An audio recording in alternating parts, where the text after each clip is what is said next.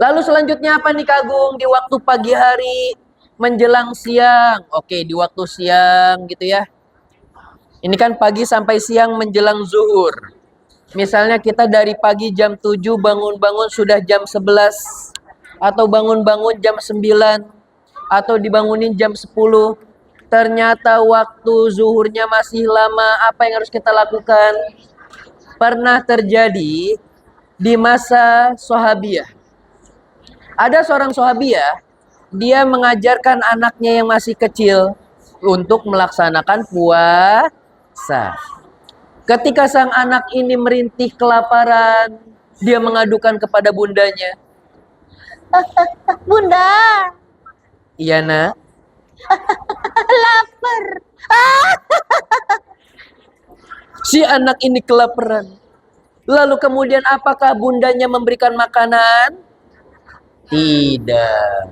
Beliau memberikan mainan sehingga sang anak memainkan mainan tersebut dan akhirnya lupa dengan makanan.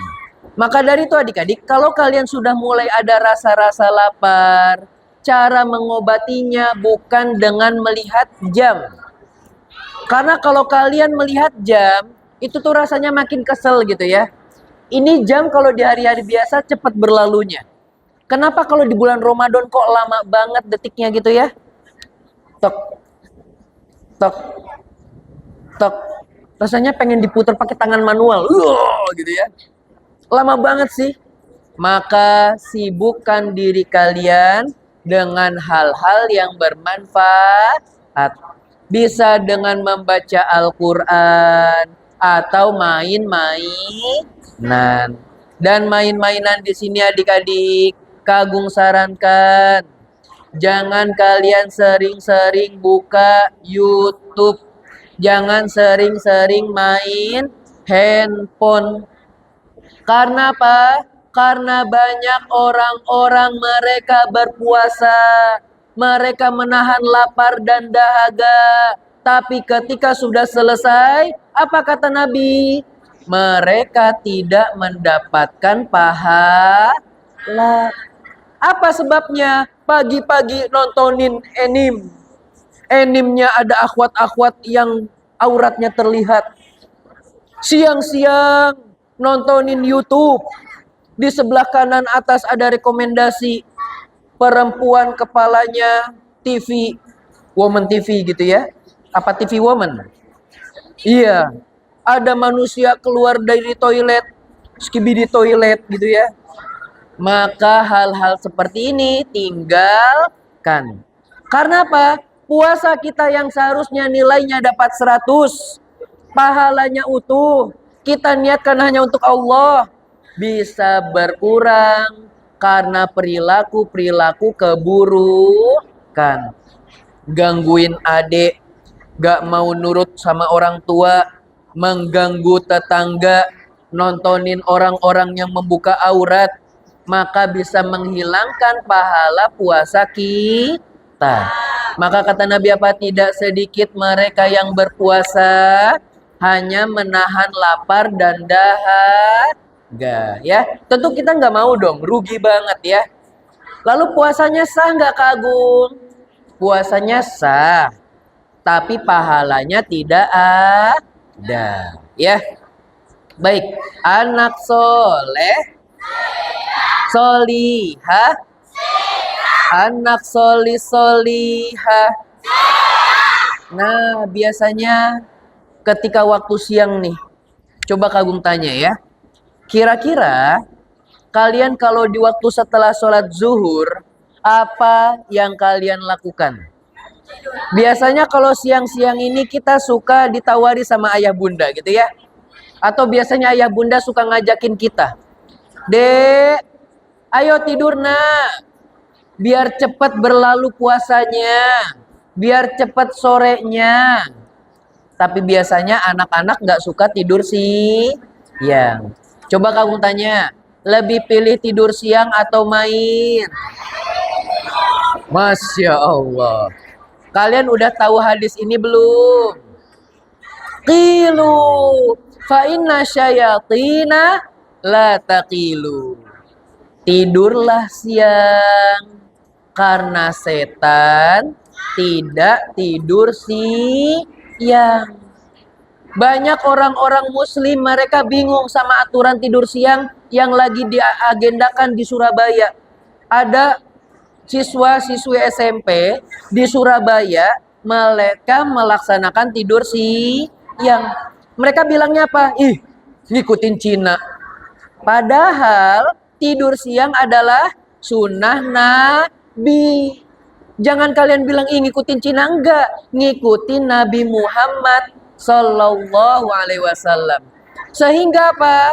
Tidurnya kita, ngecesnya kita, ngoroknya kita mendapatkan pahala dari Allah ya.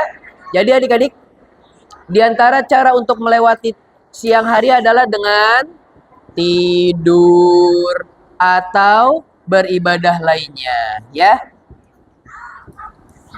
Lalu memasuki waktu sore nih. Sore ini kita ngapain, Kak? Sore itu biasanya di Indonesia ada sebuah adat istiadat gitu ya. Ada FPI. Ada istilahnya FPI ya. Front Pemburu Iftar. Iya. Pencari takjil. Ngabuburit gitu ya. Masya Allah. Lagi rame nih. Akhirnya apa? Ayah bunda ngajakin kalian ke sebuah tempat yang biasanya itu tempat nggak ada penjualnya. Tiba-tiba kanan kiri rame penjual. Yang biasanya masjid dulu nggak pernah ada pedagangnya. Tiba-tiba di masjid-masjid banyak pedagang gitu ya. Maka gunakan momen sore hari ini dengan hal-hal yang bermanfaat. Bisa dengan mencari takjil. Kalau masih ada waktu bisa membaca Quran. Kalau masih ada waktu bisa dengan perbanyak berdoa. Membaca Al-Quran. Adik-adik, ada yang tahu Imam Syafi'i?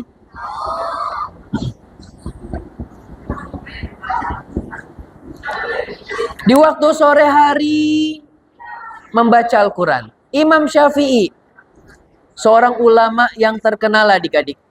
Beliau, kata para murid-muridnya, dalam sehari menghatamkan Al-Quran sebanyak 2 kali.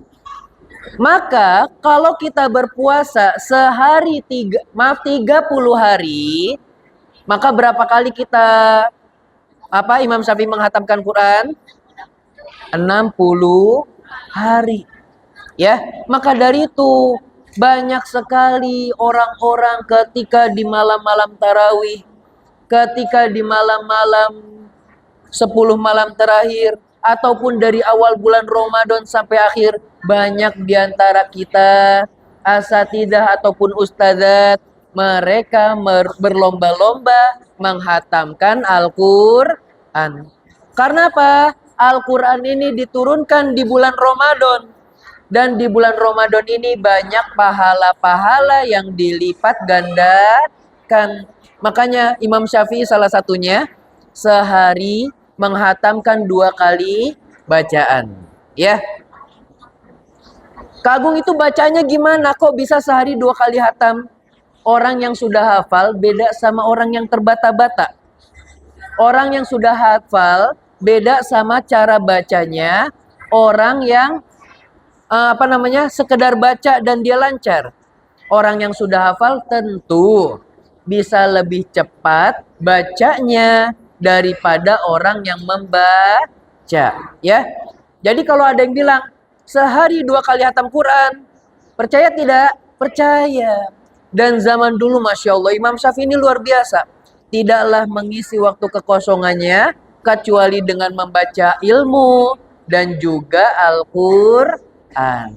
Yuk, anak soleh, solihah, anak solihah.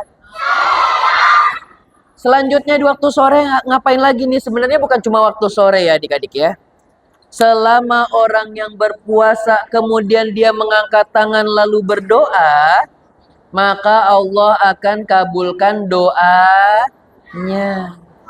Ya, ini dia di antara waktu-waktu kapan sih kita harus menghabiskannya untuk apa sih ya? Kalau kalian sudah baca Quran, kalian sudah berdoa, bebas deh tuh ya.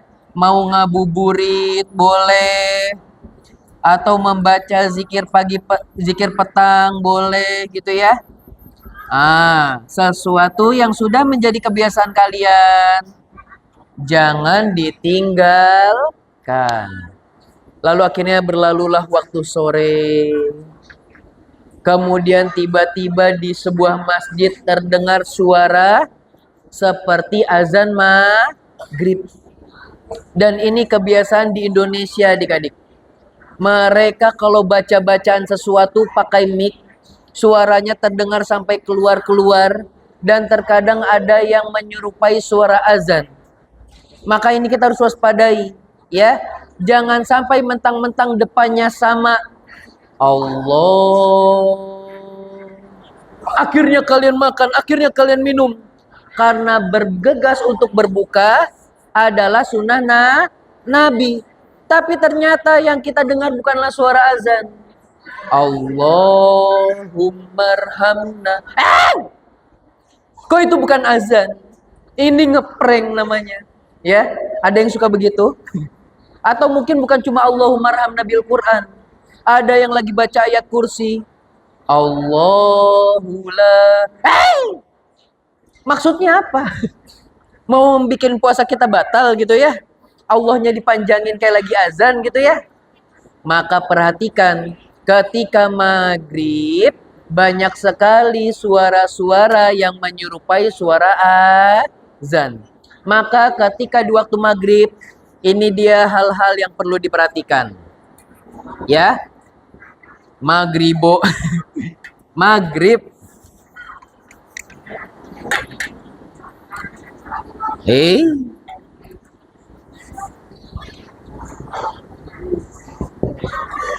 Oke. Kak Agung akan memberitahukan kepada kalian tentang tata cara berbuka puasa sesuai dengan sunnah Nabi. Yang pertama, ya, sebenarnya yang pertama ini nggak perlu ya, tapi ini penting. Yang pertama adalah mendengar atau memastikan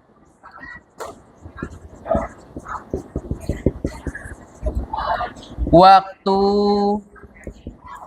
maghrib. Ya, ini yang pertama. Mendengar azan atau memastikan bahwa waktu maghrib itu telah tiba.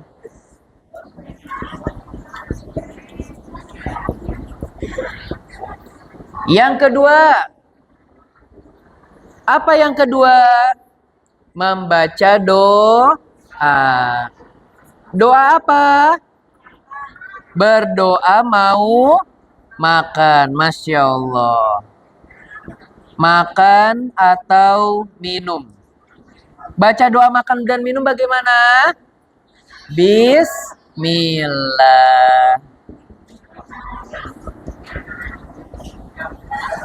Ya, bismillah. Selanjutnya yang ketiga, apa yang harus kita lakukan? Yaitu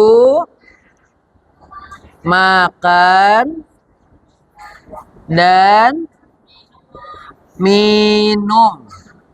Ya, baru deh yang keempat. Doa buka puasa. Ya. Ini banyak sekali di Indonesia mereka berbuka puasa itu doanya di awal. Setelah azan maghrib mereka langsung berdoa berbuka puasa. Gimana doanya? Allahumma laka sumtu wa bika amantu wa ala rizkika aftortu birahmatika ya arhamar rohimin. Ini adalah doa berbuka puasa yang seringkali diamalkan di Indonesia. Ternyata setelah diteliti hadisnya, banyak sekali kekurangan. Sehingga para ulama mengatakan hadis ini riwayatnya lemah. Bahkan ada yang mengatakan sangat lemah. Ya. Nah sekarang Kak Agung mau ajarkan kepada kalian doa berbuka puasa yang hadisnya berderajat hasan atau baik. Ya, mungkin kalian udah pada hafal juga adik-adik ya. Yuk, kita baca doa berbuka puasa versi hadis yang hasan. 1, 2, 3. Zahabaz domahu wa batallatil uruqu wa sabatal hajru insyaallah. Pertanyaan, kenapa doa berbuka puasanya di akhir? Ada yang tahu? Apa?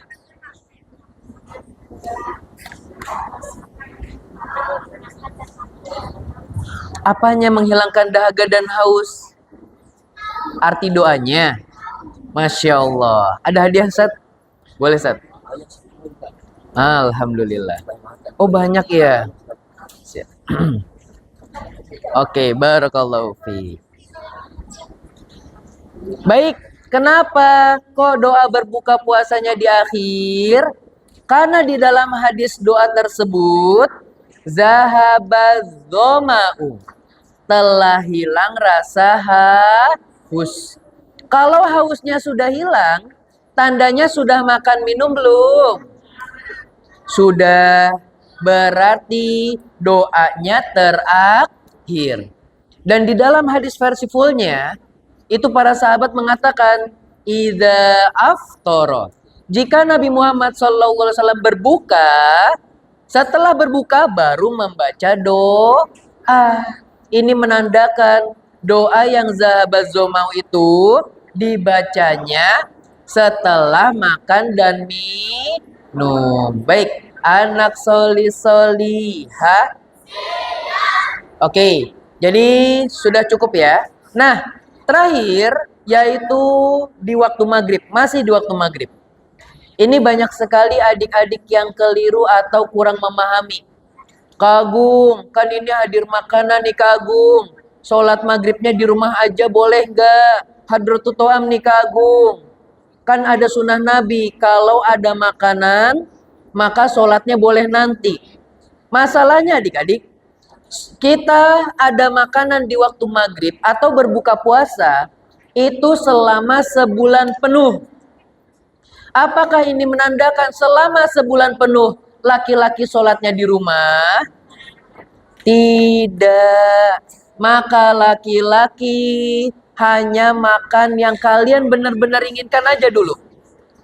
Ya, kalian misalnya ketika puasa pengen sop buah, habiskan dulu sop buahnya. Habis itu berangkat ke masjid. Kalian lagi haus banget, banyakin air minumnya. Setelah itu berangkat ke masjid. Jangan sampai kalian berbuka puasa 30 hari, maka sholat maghribnya 30 hari di rumah, ya. Maka cukup kalian makan yang benar-benar kalian inginkan. Agar nanti ketika sholat tidak terbayang-bayang. Dan kemudian ketika setelah sholat maghrib, Kak Agung sarankan jangan banyak-banyak makan berat.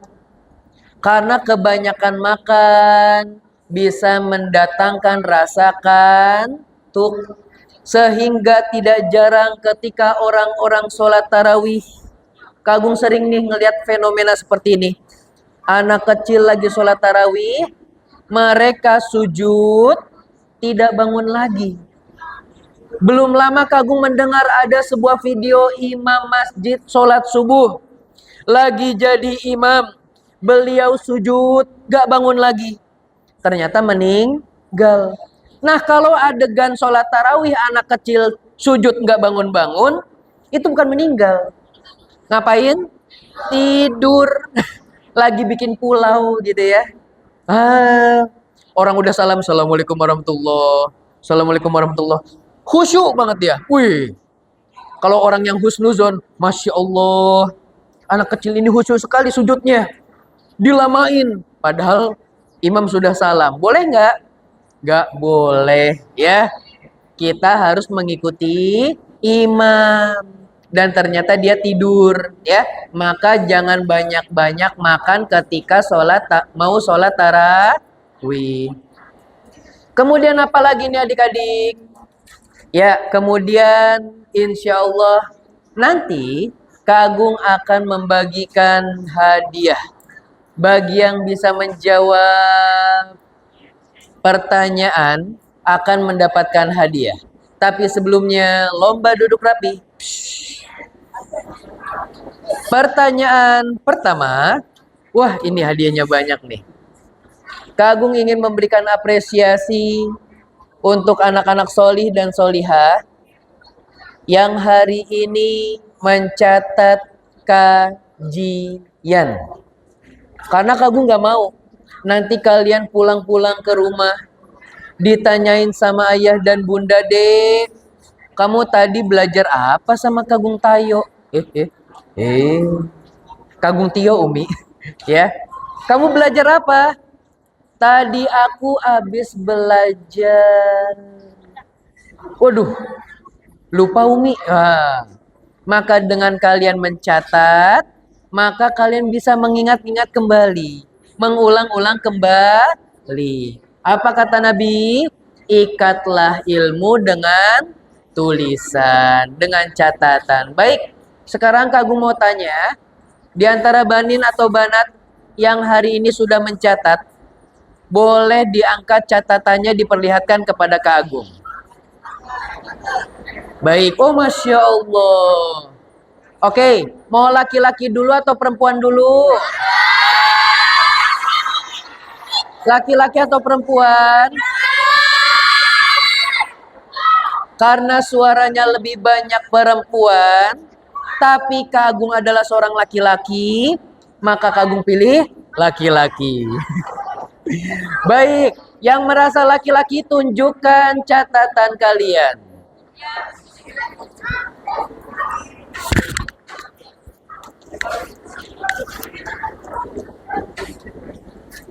Catatan terlengkap, catatan terapi. Gak apa-apa, gak apa-apa. Yang penting ada usaha. Oh, Masya Allah. Sambil duduk, sambil duduk. Sambil duduk, sambil duduk. Sambil duduk, sambil duduk. Sambil duduk.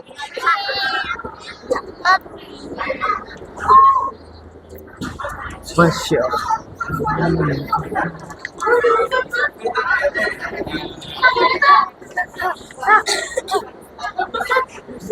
Mana lagi? Masya Allah.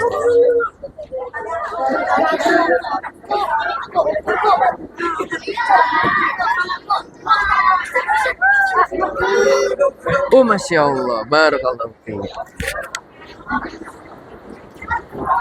Sekarang yang akhwat boleh diangkat catatannya.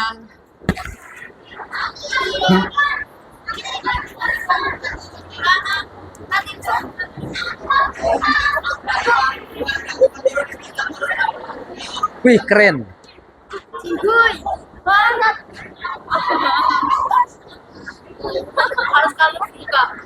Colorful enggak juga.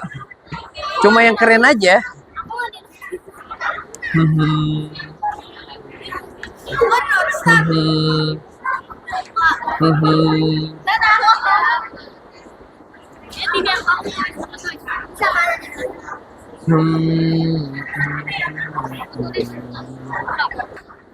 Buku tulis iya. Ini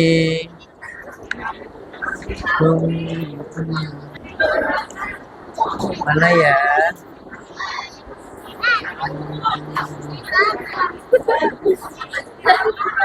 Waduh. Ini mana? Ayo diangkat. Ini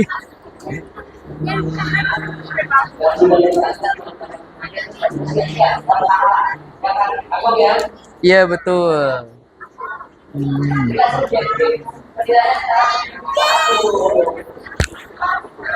Permisi. Masih banyak. Oh, Masya Allah. Alhamdulillah. Siap.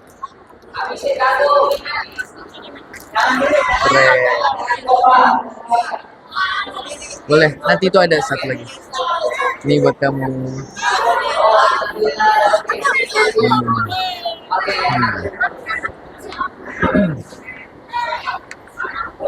Ini sabut akhwat ya? Hah? Apaan ini? Tuh kagum lagi nanya apa nih katanya.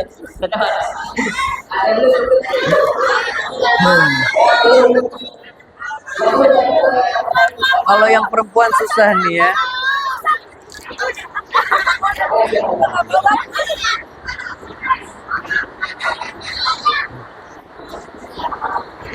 Baik, yang paling rapi. Masih ada 3 hadiah untuk pertanyaan. Ya, hitungan ketiga lomba duduk rapi. 1, 2, 3. Masih ada 3 hadiah untuk pertanyaan. Bagi yang bisa menjawab, silahkan angkat tangannya. Pertanyaan pertama, seputar mitos-mitos pembatal puasa ya. Ada yang tahu pembatal-pembatal puasa? Oke, di antara pembatal-pembatal puasa adalah makan dan minum dengan sengaja. Pertanyaan, apakah menangis membatalkan puasa?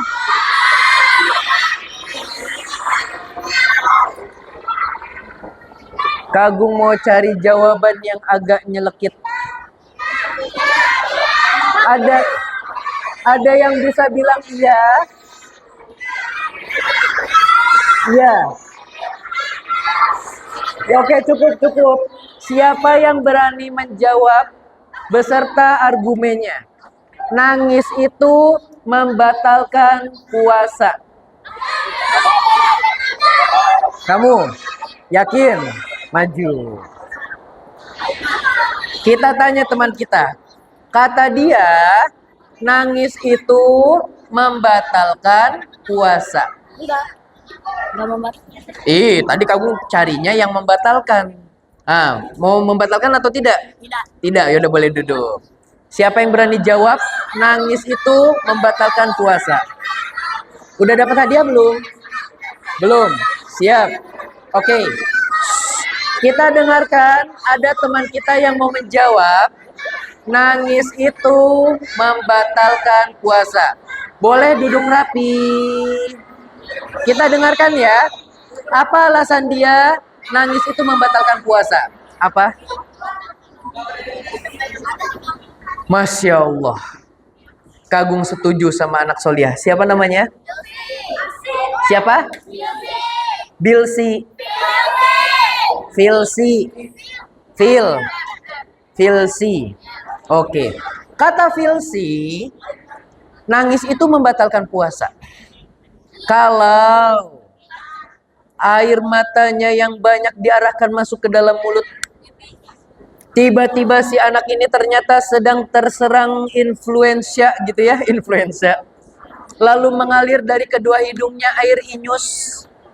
Lalu kemudian diseruput. Jorok. Coba Kagum tanya, apa rasa ingus? Fix. Walaupun jorok, kita pernah nyoba ya. Katanya jorok, tapi tahu rasanya. Gimana sih? Berarti benar tidak? Kalau menangis membatalkan puasa. Benar. Kalau air matanya dimasukkan ke dalam mulut. Ingus yang mengalir dari hidung ditelan, diseruput, maka batal puasanya. Ini buat kamu. Baik. Tapi kalau nangis aja batal nggak puasanya? Tidak. Kemudian pertanyaan kedua. Menelan air ludah. Menelan air ludah membatalkan puasa atau tidak? Oke, turunin. Pertanyaan Kagung gak mau cuma sampai situ. Kagung mau cari yang berani bilang menelan air ludah batalin puasa. Siapa yang berani bilang menelan air ludah batalin puasa? Alasannya ada? Siap? Oke, coba. Apa alasan kamu menelan air ludah membatalkan puasa? Apa? Jika menelannya dengan sengaja, menelan air ludah itu tidak membatalkan puasa. Tapi ada satu momen, kalau kalian menelan air ludah, batal. Kalau ada rasa ingus, ada rasanya ketelan, batal dong. Menelan dengan air. Oke. Kayaknya belum ada yang tahu ya, karena tidak pernah ada yang merasakan seperti ini. Baik, jawabannya adalah bagaimana menelan ludah itu batal? Kalau kita sudah meludah, lalu kemudian apa? Aduh, Kagung haus, itu air ludah boleh diseruput lagi nggak? Lalu akhirnya kalian seruput air ludah yang tadi kalian buang. Maka itu batal. Ya, agak aneh nih pertanyaannya ya. Tapi gimana? Batal kan? Batal ya. Tapi kalau menelan air ludah yang ada di mulut, batal tidak? Menelan ingus yang ada di kerongkongan, batal tidak? Tidak. Tapi kalau sudah dibuang, sudah keluar dari anggota tubuh, maka batal. Menelan air keringat, batal tidak? Air keringat kan dari dalam tubuh, keluar ke pori-pori. Kagung, ini sayang kalau air keringat dilap, boleh dijilat nggak?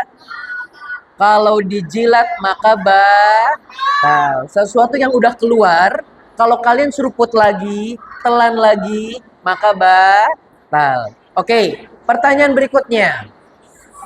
Kagung tadi belum jelaskan. Ada dua kebahagiaan bagi mereka yang berpuasa. Siapa yang bisa menyebutkan dua kebahagiaan untuk mereka yang berpuasa? Yang pertama apa? Maju ke depan. Oke, kita dapat nih. Assalamualaikum. Waalaikumsalam. Namanya siapa? Gozi. Nama panjangnya? Gozi Alfatan. Salah. Coba diulangi. Nama panjangnya? Gozi Alfatan. Salah. Kagung kalau ditanya, kakak, namanya siapa? Agung. Nama panjangnya? Agung. Gitu. Jadi nanti kalau Gozi ditanya nama panjang, Gozi, gitu ya. Oke, coba kita tanya. Nama panjangnya siapa? Gozi. Kena. Aduh, Kagung aku di prank. Baik, Gozi sudah siap? Sebutkan dua kebahagiaan untuk orang yang berpuasa. Kan biasanya orang puasa itu sedih, lapar, haus. Tapi ada dua kebahagiaan untuk orang yang berpuasa. Yang pertama, Kebahagiaan saat berbuka. kebahagiaan saat berbuka, betul. Yang kedua, farhatun inda liqa'i rabbih. Bahagia ketika masuk ke surga. Bertemu siapa di surga? Allah. Barakallahu fiik. Orang yang berpuasa dapat dua kebahagiaan. Yang pertama, bahagia ketika berbuka. Yang kedua, bahagia ketika bertemu Allah. Yang terakhir, siapa yang bisa menyebutkan nama pintu surga yang Allah sediakan untuk orang yang berpuasa? Rapi. Rapi-rapi. Hitungan ketiga, angkat tangannya. 1, 2, 3. Oke, anak muda maju. Nah, sini. Loh, kok ditemenin? Assalamualaikum. Namanya siapa? Ya Allah, suaranya kecil banget sampai bisik-bisik gitu ya. Iya, mic-nya juga kecil, kagum jadi teriak-teriak dari tadi nih. Oke, Asma, kamu kelas berapa? 1. Sekolah di mana? An-Najah ya, di mana lagi ya? Oke, Asma, jawab pertanyaan Kagung. Orang yang berpuasa, Allah akan masukkan dia ke dalam sebuah pintu surga. Yang nama pintu surganya adalah, ulangi, Ar-Royan. Betul? Barakallahu fiik. Baik adik-adik, alhamdulillah kita sudah selesai dalam membahas tentang beberapa fikih puasa. Semoga apa yang Kagung sampaikan bisa kalian amalkan sehingga puasa kita mendapatkan pahala yang berlimpah ya. Yuk, hitungan ketiga semuanya Kagung kasih waktu untuk duduk rapi. 1, 2, 3. Lomba duduk rapi. Yuk, kita bersama-sama tutup kajian kita pada pagi hari ini dengan doa kafaratul majelis. Subhanakallahumma wa bihamdika asyhadu an la ilaha illa anta astaghfiruka wa atubu ilaik. Aku qouli hadza astaghfirullah li wa lakum. Wassalamualaikum warahmatullahi wabarakatuh.